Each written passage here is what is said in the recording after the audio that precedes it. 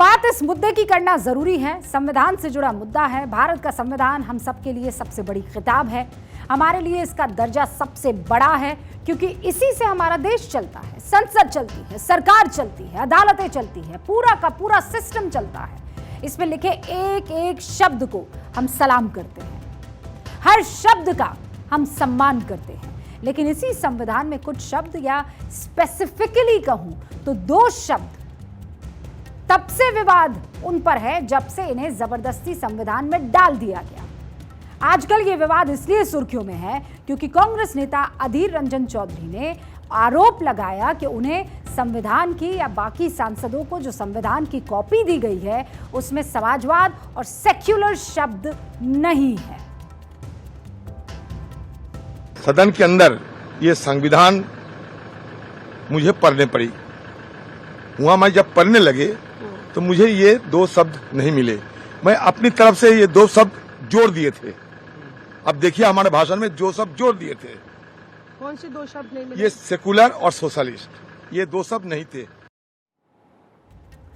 Secular और social, इसीलिए आज इस पूरे विवाद पर बात बहुत जरूरी हो जाती है। 2 बातें याद रखिएगा, और 2 बातें कौन सी हैं? 1976, ये पहली बात, और दूसरा 42वां संशोधन। ये 2 बातें आपको याद रखना जरूरी है। इन दोनों बातों पर मैं आऊं उससे पहले ये भी जान लीजिए कि ये वो साल है 1976 जो लोकतंत्र पर सबसे बड़ा हमला था, जो साल आज भी हम भारतवासियों को आपातकाल की डरावनी याद दिलाता है। हमें गर्व है कि हम दुनिया का सबसे बड़ा लोकतंत्र हैं। हमारा संविधान दुनिया का सबसे लंबा लिखित संविधान है। इसकी शुरुआत प्रस्तावना से होती है, और प्रस्तावना की पहली पंक्ति क्या है? हम भारत के लोग भारत को एक संप्रभुत्व, संपन्न, समाजवादी, पंथ निरपेक्ष या सेक्युलर लोकतंत्रात्मक गणराज्य बनाने के लिए तथा उसके समस्त नागरिकों को सामाजिक, आर्थिक, राजनीतिक न्याय, विचार, अभिव्यक्ति, विश्वास, धर्म और उपासना की स्वतंत्रता, प्रतिष्ठा और अवसर की समता प्राप्त कराने के लिए तथा उन सब में व्यक्ति की गरिमा और राष्ट्र की एकता व अखंडता सुनिश्चित करने वाली बंधुता बढ़ाने के लिए दृढ़ संकल्प होकर अपनी इस संविधान सभा में आज दिनांक 26 नवंबर 1949 को संविधान को अधिनियमित और आत्म अर्पित करते हैं। ये पूरी प्रस्तावना, इस प्रस्तावना की एक एक बात सर आंखों पर, लेकिन इसमें आप जो शब्द ब्लिंक करते हुए आप देखेंगे, या जो आप हाइपरलिंक में इस वक्त देखेंगे, समाजवादी और पंथ निरपेक्ष, समाजवादी, पंथ निरपेक्ष, ये दोनों शब्द जो है, पंथ निरपेक्ष मतलब सेक्युलर, ये मूल संविधान का हिस्सा था ही नहीं। समाजवादी और पंथ निरपेक्ष ये वो 2 शब्द हैं जो मूल संविधान का हिस्सा नहीं थे। इन शब्दों को जब प्रस्तावना में डालने की कोशिश की गई तब हमारे संविधान निर्माताओं ने इन्हें ठुकरा दिया था। जब संविधान निर्माण के वक्त एक एक शब्द पर बहस हो रही थी ना, तब 2 सदस्यों केटी शाह और ब्रिजेश्वर प्रसाद ने सेक्युलर और समाजवादी शब्द को प्रस्तावना में जोड़ने की मांग की। संविधान निर्माता बाबा साहेब डॉक्टर BR अम्बेडकर ने इसे नहीं माना। उन्होंने क्या कहा था? बड़ा दिलचस्प है। उन्होंने कहा कि सेक्युलर और सोशलिस्ट शब्द जो है वो इसलिए नहीं आ सकते, मतलब उन्होंने ठुकरा दिया और ये कहा कि राज्य की नीति क्या होनी चाहिए, समाज को उसके सामाजिक और आर्थिक पक्ष में कैसे संगठित किया जाना चाहिए। ये ऐसे मामले हैं जिन्हें लोगों को समय और परिस्थितियों के मुताबिक खुद तय करना होगा। इसे संविधान में निर्धारित नहीं किया जा सकता क्योंकि ये पूरी तरह से लोकतंत्र को नष्ट कर देगा। मतलब संविधान बनाने वालों को ये दोनों शब्द उस वक्त मंजूर नहीं थे और खुद पहले प्रधानमंत्री जवाहरलाल नेहरू ने भी इन शब्दों समाजवादी और सेक्युलर को प्रस्तावना में जोड़ने की मुखालिफत की। फिर भी इन शब्दों को जबरदस्ती संविधान में डाल दिया गया और वो साल था 1976 और जिस संशोधन के जरिए इन्हें जोड़ा गया था वो था 42वां संविधान संशोधन। 1976 का साल तो आप जानते हैं, ये वो टाइम था जिसमें तत्कालीन प्रधानमंत्री इंदिरा गांधी ने देश में आपातकाल लगा दिया था। विपक्ष के ज्यादातर नेता जेल में डाल दिए गए थे, अखबारों पर सेंसरशिप थी। जैसे आजकल 14 पत्रकारों पर विपक्ष का बैन है, ये तो नुक्ता भर है, लेकिन तब कोई भी संपादक या संवाददाता अपनी मर्जी से खबर नहीं लिख सकता था। अखबार छापने से पहले इंदिरा सरकार के अफसर एक एक शब्द को चेक करते थे।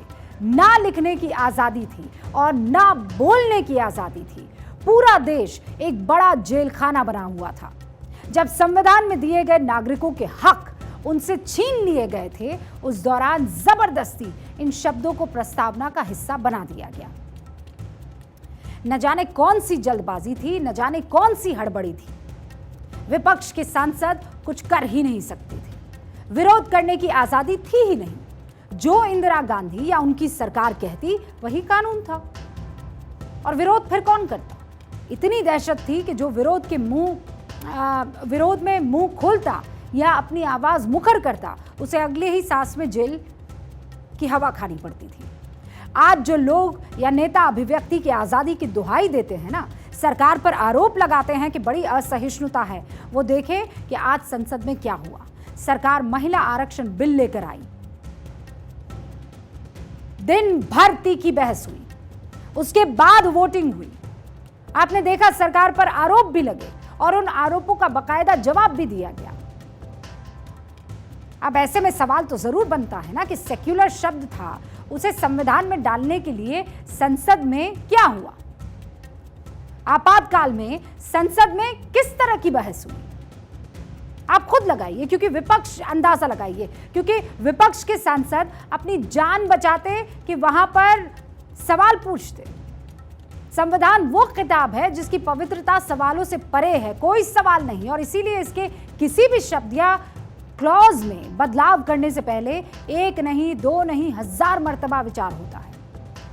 इसके अलावा दो बातें भी आपको ये जरूरी है जानना। संविधान के दो हिस्से हैं, एक तो उसका शरीर है और दूसरी उसकी आत्मा है।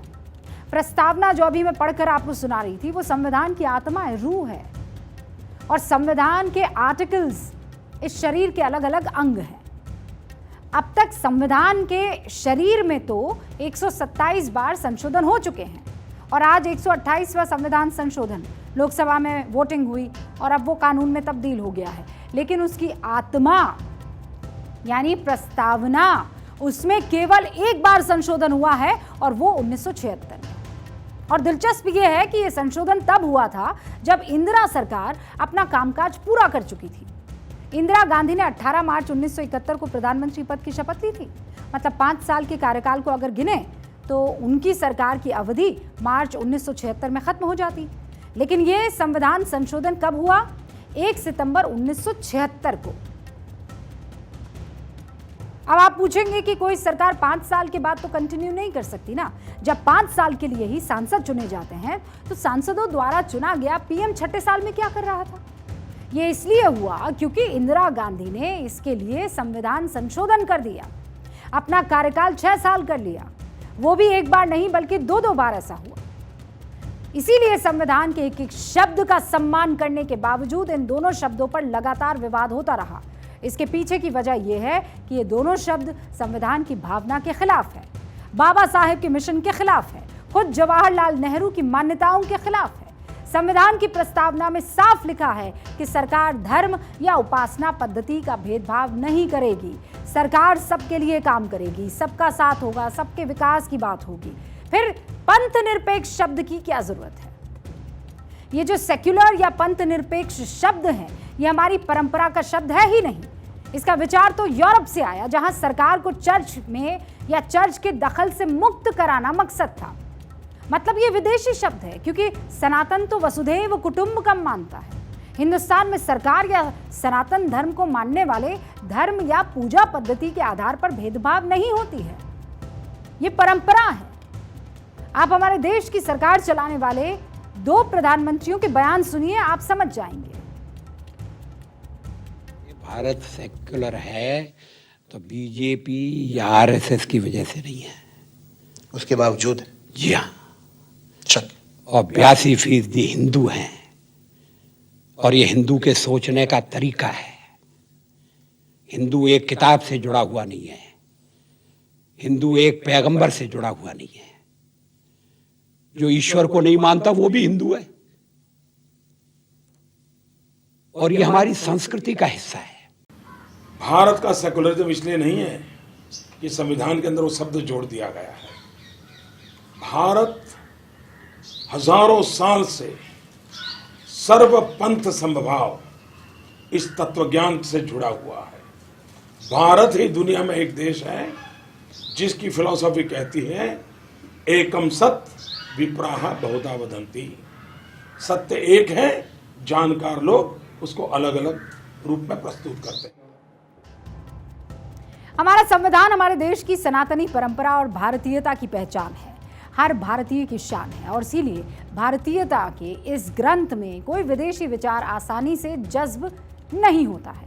सेक्युलर शब्द को संविधान में अगर डाले हुए 47 साल हो चुके हैं, तभी से इस संविधान के इस बदलाव को लेकर लगातार विवाद होता रहा है, और इसे हटाने के लिए आवाज़ बुलंद होती रही है। इसे हटाने के लिए जो दलीलें दी जाती हैं उसको भी संक्षिप्त में जान लीजिए।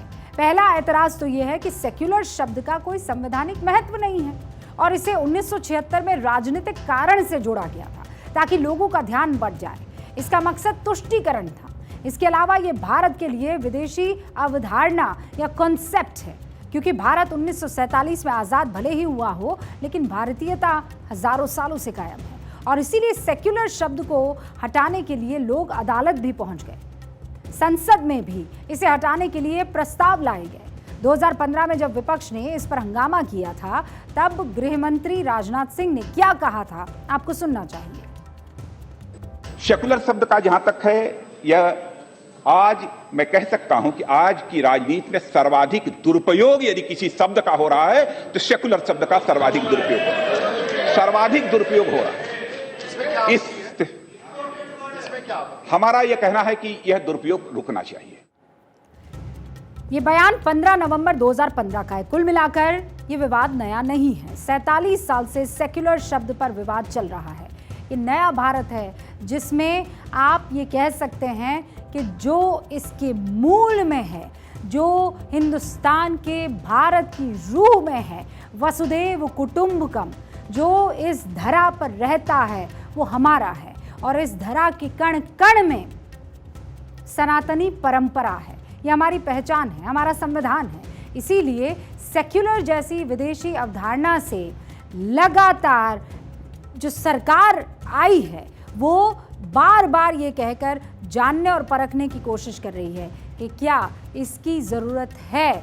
उसने कभी भी इससे नज़दीकी नहीं बनाई है, और ये मसला इसलिए उठा क्योंकि जो प्रति दी गई थी उसमें वो दो शब्द नहीं थे जो 1976 में ऐड कर दिए गए थे। लेकिन सरकार की तरफ से कहा गया कि ये मूल प्रति है, ओरिजिनल संविधान की कॉपी है जो तमाम सांसदों को दी गई, जिसमें ये दो शब्द नहीं थे।